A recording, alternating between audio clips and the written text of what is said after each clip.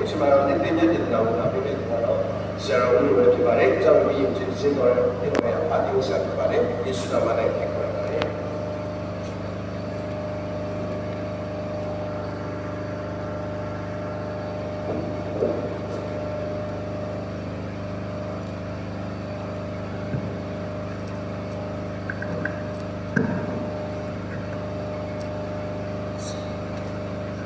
။စစ်တောင်းကြပါစို့အရှင်ထာဝရဘုရားကျွန်တော်ချစ်ရတဲ့မိခင်ကြီးကိုကောင်းကင်ပြန်သိမ်းဆီးသွားပြီဖြစ်ပါတယ်။ကျန်ရှိတဲ့အားလုံးပေါ်မှာနှစ်သိမ့်မှုပေးပါ။ခမည်းတော်သားတော်သားရှင်တော်ဝိညာဉ်တော်ဘုရားကျွန်တော်နဲ့တူရှိနေလို့ကျေးဇူးတင်တယ်။အခုလည်းကျွန်တော်ပြောတာထက်တော်ပြောခြင်းသာဖြစ်စေပါ။သခင်ယေရှုနာမအားဖြင့်စစ်တောင်းရဲ့ဝေငှပါလေဘုရား။အာမင်။ဘုရားခင်ရဲ့ကျေးဇူးတော်ချီးမွမ်းပါလေ။ဒီពេលကျွန်တော်ဒီကနေ့နှုတ်တော်ဝေငှအတွက်ပေးလို့ကျေးဇူးတင်တယ်။ဒါကြောင့်လည်းဒီပေါ်မှာဒီពេលတော်တဲ့ဆရာကြီးတွေအများကြီးရှိပါတယ်။အဲ့ဒီကနေကျွန်တော်ကိုဝေငှဝင်ပေးလို့အထူးပဲကျေးဇူးတင်ကြောင်းအချို့လေးမှာဆရာမတွေတွေ့ရပါတယ်။ဒါကြောင့်အထူးပဲကျေးဇူးတင်ကြောင်းဟောပြလိုပါတယ်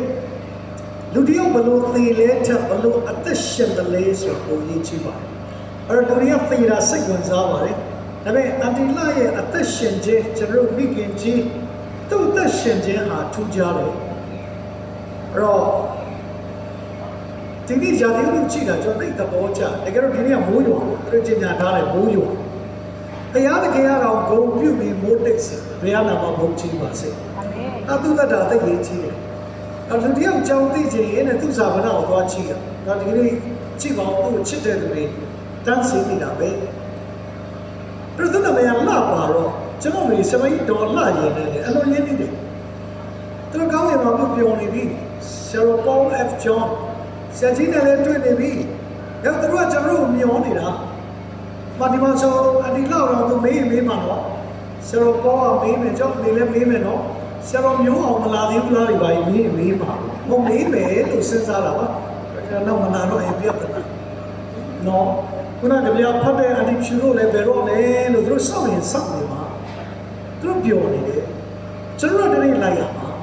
။ကျွန်တော်လိုက်ရ။နောက်ဘလို့လူတယောက်ဘလို့သိလဲတဲ့ဘလို့ရှင်တယ်လေကိုရေးချင်ပြီးတော့အသက်ရှင်နေသူဘာနဲ့ပေါင်းခဲ့လဲရေးချင်ဒါကြောင့်လောကမှာတဲ့ရင်ကောင်နဲ့ပေါင်းရင်မစင်လည်းပဲရောက်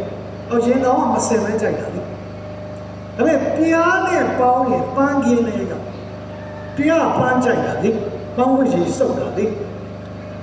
အဲ့တော့စဉ်းစားမယ်ရင်ကောင်နဲ့ပေါင်းရင်မစင်လည်းရောက်ပြားနဲ့ပေါင်းရင်ပန်းကင်းနဲ့ရောက်အန္တိလာတော့တခင်ယေရှုနဲ့ပေါင်းလို့သူ့ဝိညာဉ်ကောင်းနေရောက်နေမှာဖြစ်တယ်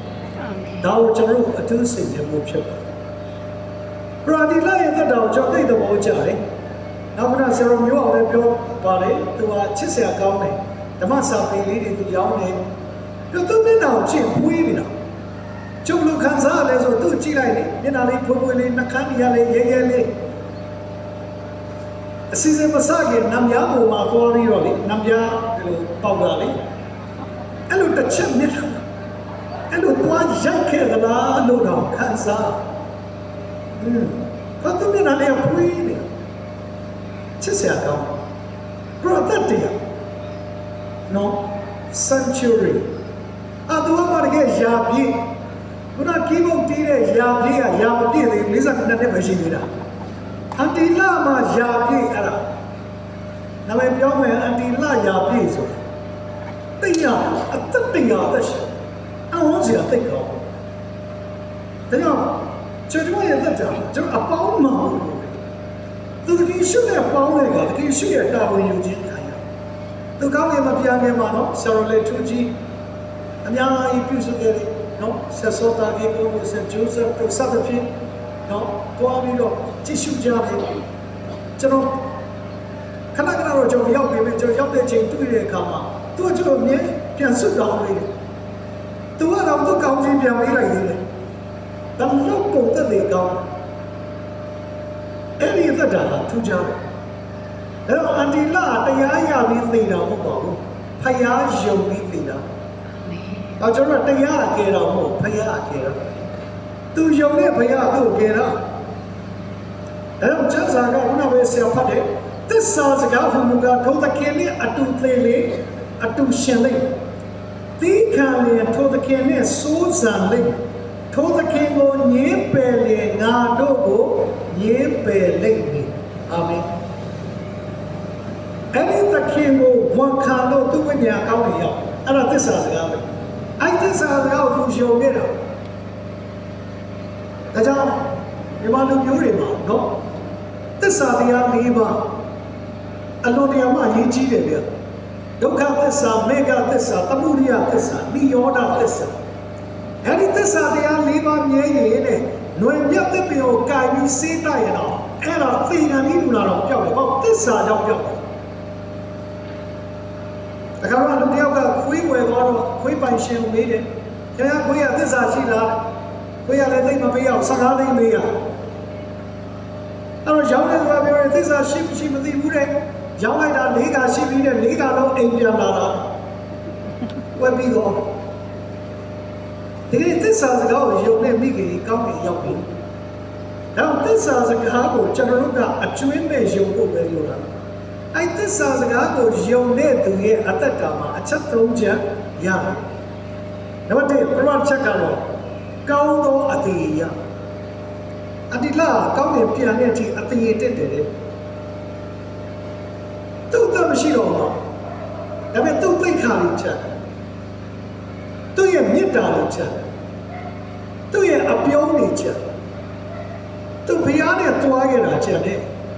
တချို့အသက်ရှင်နေတယ်တော့ဘာမှမကြံတာမျိုးပဲသွားကြီးသူကသေသွားပြီပဲသူ့အသေးချက်နဲ့တော့ဒေသနာချခန်းကြီးခုနှစ်အငယ်1မှာဒီလိုပြောတယ်ဒေသနာချခန်းကြီးခုနှစ်အငယ်1ကျွန်တော်လုံးသိတဲ့ကျမ်းပိုက်ဖြစ်တယ်ကောင်းသောတည်ရည်နတ်သာစီထပ်သာ၍ကောင်း၏လူတယောက်မှာတဲ့ကောင်းတဲ့တည်ရရှိရင်တဲ့ရေမွေးမဖြန်းတဲ့သူ့အသေးကရေမွေးတတ်တာလေတော့ရေမွေးကိုသိရာကျော်ဖြန်းပြီးအသေးမတက်တယ်အလကားပဲအဲ့ဒီသစ္စာစကားကိုယုံတဲ့အတိလောက်မှာကောင်းသောအသေးရှိကဲဒီကောင်းသောတည်ရရှိအောင်သူဘာတွေလုပ်ခဲ့လဲသူ့ကြည့်တဲ့အခါချက်၅ချက်တွေ့ရနံပါတ်1သူကချက်တော့မကျိုးခင်အဝေးဆုံးသူသွားခဲ့သူတော့ပဲဆရာမျိုးအောင်ပြောတယ်ဒီကပေါ်တက်အောင်ဆင်းပြီးတော့သူကဖျားရှိလာနံပါတ်2သူသွားမကျိုးခင်ပြုံးပြပြီတချို့ကသွားကျိုးမှပြုံးတော့သူ့နာမည်ပေးတယ်ဒေါ်တကျိုးသွားမရှိတော့နံပါတ်3သူကလက်မပြတ်ခင်သူများကိုပေးခဲ့တယ်နံပါတ်4သူကမျက်စိမမုံခင်စမ်းစာဖတ်ပြီးနံပါတ်5သူအတန်မဝင်ခင်တချင်းနေဆိုတဲ့နဲ့ကျွန်တော်ဘာလုပ်ပြီးပြီလဲဒါတွေလုပ်ပြီးပြီလားသစ္စာစကားကိုယုံတဲ့သူမှာအသေးရှိလို့အသေးရှိတဲ့သူကဒီလိုသက်ရှင်ဘုရားတော်မှာဘုန်းကြီးပါစေဒါကိုကျွန်တော်နားလည်တော့ရပုံမြို့ရဲ့တောင်ဘက်22မိုင်မှာတွန်တေးတူးမြောင်းဆိုရှိကျွန်တော်တွန်တေးတူးမြောင်းဆိုတာဒါကိုဘက်ကိုသွားရင်ရောက်ပြီ1903ခုနှစ်မှာအင်္ဂလိပ်ဖောက်ခဲ့1915မှာပြီးသွားတယ်အဲ့တွန်တေးတူးမြောင်းရဲ့အရှည်က22မိုင်ဝေးတယ်လွတ်လပ်နေပဲဖောက်သွားတာဒါပေမဲ့ထူးဆန်းတာကတူးမြောင်းရဲ့ရည်ရွယ်ချက်ကတစ်ချက်တည်းပဲအင်္ဂလိပ်ကဘာတော့ဖောက်လဲဆိုရန်ကုန်မြစ်နဲ့အေယာဝတီမြစ်ကိုဆက်လိုက်ဒါပဲအဲ့ဒါတွန်တေးတူးမြောင်းအသေးရှိတယ်ဒီနေ့အန်တီလာကောင်းကင်နဲ့မြေကြီးကိုဆက်ပေးတဲ့ယေရှုနဲ့အသက်ရှင်တော့သူ့အသေးကြံနေတာဖြစ်တယ်။တရားနာမှာဘုန်းကြီးပါစေ။သင်လည်းအသေးကြံခြင်းရင်ဖယားနဲ့အသက်ရှင်လို့ဖြစ်ပါစေ။တောက်တော့ကောင်းသောတည်ရှိတယ်။နံပါတ်1သူကကောင်းစွာသောတိုက်လံခြင်းပြုနှစ်တိခန်းကြီးလေးကခုနှစ်ရှစ်မှာပြည်ရတော်လမ်းကိုဆုံးတိုင်အောင်ပြေးတယ်တဲ့ကောင်းစွာသောတိုက်လံခြင်းကိုပြုတယ်တဲ့ယခုမှစပြီးဓမ္မတရကူဟာငါ့ဖို့တူထားတယ်ကျွန်ယုံတဲ့ဒီလကောင်းကင်မှာတရကူဆောင်ပြီးအဆုံးတိုင်သစ္စာရှိတာအဲ့တော့ဆရာကြီးကအဲ့ကျမ်းပိုက်ဖတ်တော့သူကဘာလို့ကောင်းမရှင်းပြတတ်တော့သူကရိုးရိုးလေးရှင်းပြတရကူလည်းပါတယ်အဆုံးလည်းပါတယ်အမှန်လို့သူမရှင်းပြတတ်တော့သူပြိဿကိုပြောတယ်အေးကျမ်းစာပြောတယ်တည်တဲ့အထိငြိမ်ငြိမ်လေးကောင်းကင်ရောက်ရင်အုတ်ထုတ်ကလေးရောက်ဟုတ်တယ်သူပြောတာလိုရင်းရောက်ဘယ်ဝေးပြောအများကြီးပြောပါမမမီ ကျွန်တော်တို့တရားကြပြီးတော့မှအများကြီးပြောလဲဘာမှကြံတာမဟုတ်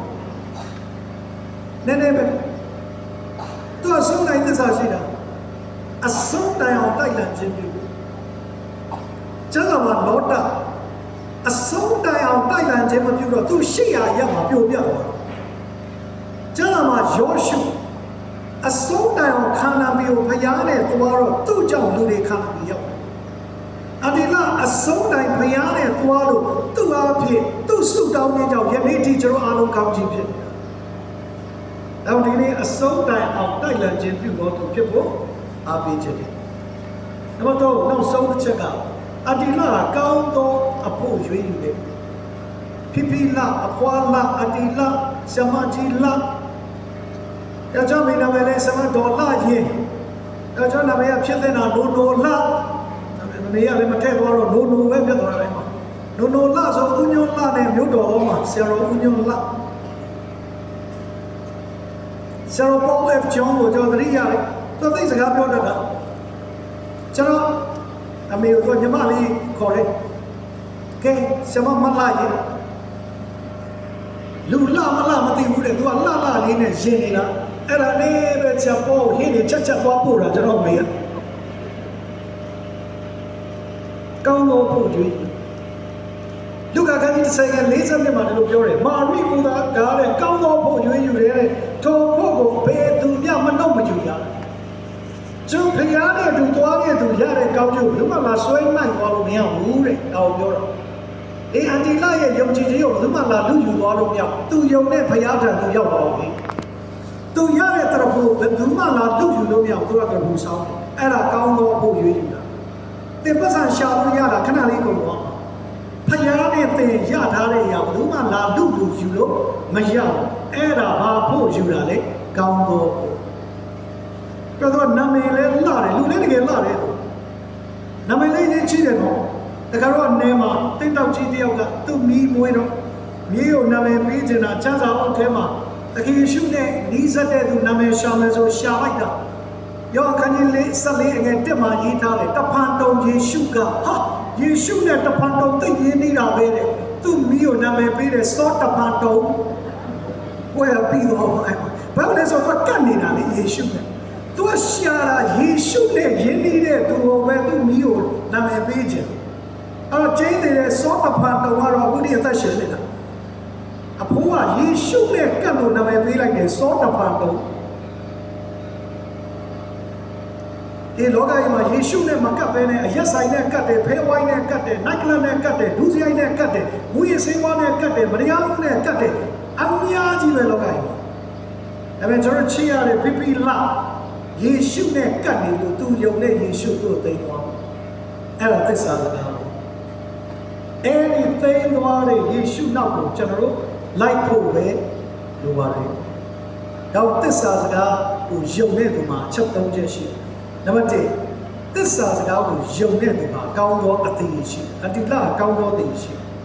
နံပါတ်2သူကောင်းစွာသောတိုက်လံခြင်းကိုပြုတယ်သူအဆုံးသိပြုသွားနံပါတ်3သူကောင်းသောအဖို့ကိုရွေးယူပြီးတကယ်ရှုတဲ့သူကတ်နေတာအဲ့ဒါကြောင့်သူ့ကိုကျွန်တော်ယနေ့ထိခန်းခန်းနာနာဂုဏ်ပြုနေရတာဖြစ်တယ်။နောက်တင်တဲ့ကျွန်တော်လေသစ္စာစကားတမန်တရားစကားကိုတကယ်ရှုကိုယုံတဲ့သူမှာကောင်းသောတည်ရှိတာလေ။ကောင်းစွာတိုက်လံခြင်းပြုပါ။ကောင်းသောအဖို့ကိုကျွန်တော်ရွေးယူပါကထိုရှင်ကကျွန်တော်ကိုတတ်လို့တာဝန်ယူပြီးကောင်းချီးပေးမယ်ဆိုတာပေါ်ပြခြင်းနောက်ဆုံးအနေနဲ့ဖြစ်ပြလေးဥပမာလေးတစ်ခုပြောပြီးတော့ဒီကုန်းချုပ်ခြင်းနဲ့တချို့ဆရာတွေကဥပမာ15ကပြောပါတယ်နောက်ဆုံးကျွန်တော်တစ်ခါပဲပြောဒီကဆရာတွေမပါပါကျွန်တော်သိတဲ့ဘောကြားတယ်သိတဲ့ဘောကြားတယ်အဖြစ်ပြပါဒါကတော့စောင်းလေးတုံးမှာဖတ်တော့ကျွန်တော်တွေ့ရတဲ့အရာသိတဲ့ဘောကြားကျွန်တော်လည်းကြားရင်ကြားဖို့မယ်သိတဲ့သဘာဝကြားတယ်ဥပမာလေးပဲဒါကတော့နားလေဝတ်တကောင်နဲ့နွားတကောင်အဆွေခင်မုန်းဖွဲ့ပါဝတ်ဆိုတော့ကျွန်တော်အားလုံးသိတယ်ဦးနောတဲ့တော့ဆရာတော်ဦးတိုးတိုးအကြိုက်ဆုံးလို့ပြောရင်မမှန်ဘူးပေါ့နော်သူကပဲသူတဲ့တော့နာမည်ပေးတယ်ဝတ်မလို့တဲ့တော့နော်ဝတ်တော်လို့ဘာကျွေးကျွေးဝတ်သားတော်တော့ကျွေးလိုက်လာပြီးတော့အဲ့တော့ဝတ်နဲ့နွားအားတဲ့အဆွေခင်မုန်းဖွဲ့အဲ့ချိန်မှာပဲတဲ့အဲ့ဒီဝတ်ကားတဲ့နွားကိုပြောတယ်ကိုနွားတဲ့ ခမည်းဟိုတဲ့လူတွေကသိချစ်ကျူးတာတဲ့ဟာဂျေဇုရှင်လို့နွားလို့ရလို့လက်ထုံပေးလို့လဲမောင်းပေးလို့ပြောင်းစားတော့စားဘူးကျွန်တော်ကြတော့တဲ့လူတွေကောင်းပြောတယ်ဝတ်သားကြတော့စားတယ်ဟာဝတ်သားစားလို့အစီတိုးတယ်လို့သေတယ်လို့ pressure တက်ကြောဘာတစ်ခုမှကြောက်ကောင်းမပြောဘူးလေအဲ့ဒါဘာဖြစ်လို့လဲအဲ့ချိန်မှာပဲနွားစဉ်းစားတယ်ကိုယ်မှနဲ့စဉ်းစားပြီးအဲ့ဒီသူတကယ်ချင်းဝတ်ကိုပြောတယ်ဒီလေးတဲ့မြတ်ကတစ်ခုပြောမယ်မင်းအားတဲ့သေပြီးမှစားလို့ရမင်းအသက်ရှင်စေဝတ်လို့ဆိုတာမရှိဘူးကျွန်တော်ဝတ်လို့တောက်တယ်လူမှမရှိတာဝတ်လဲဆိုတာမရှိဘူးဝတ်ကလဲမသွားဘူးဝတ်ကနွားလဲမထုံဘူးသူအသက်ရှင်စေပါမအကျုံးမပြုတသေမှစားလို့ရဒါနဲ့မင်းသေမှစားလို့ရတော့မင်းကိုလူတွေကကောင်းပြောလို့ဒါပေမဲ့ဒီလေငါအသက်ရှင်စေနွားလို့ပေးတယ်လဲထုံပေးတယ်လဲတက်ပေးတယ်သေရင်လည်းငါအသားကိုစားလို့ရဒီနေ့အဲ့ဒီအဆွေခင်မွန်းနှစ်ယောက်ပြောတဲ့စကားလေးဟာကျွန်မလည်းတနေ့ဒီလိုအခေါင်းထဲမဝင်ခင်အသက်ရှင်စေဘာလို့လုပ်ခဲ့မလဲအန်တီလာကဲ့သို့